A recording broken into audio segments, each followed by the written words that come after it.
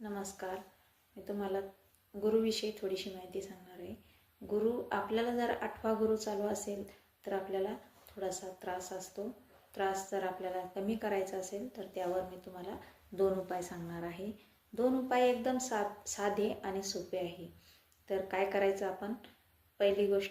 पहिला उपाय काय करायचा तर आपल्याला एखाद्या धर्मस्थळी किंवा मंदिरात आपल्याला लिंब नेऊन द्यायची, लिंब दान करायची. आणि दुसरी गोष्ट काय करायची तर दुसरी गोष्ट आपल्याला 8 हात लांबीचा सुताचा दोरा घ्यायचा पांढरा आणि तो आपल्याला पिवळा करायचा.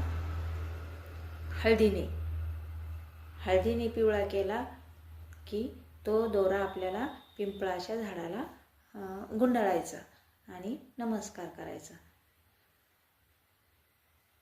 तर तुम्ही हा उपाय करून आपण मंदिरात पण प्रत्येक गुरुवारी जायला पाहिजे आणि दर्शन घेऊन काही नका करू, फक्त दर्शन करा आणि पण प्रत्येक गुरुवारी जा आणि जो होणारा त्रास आहे तो कमी होईल. बस.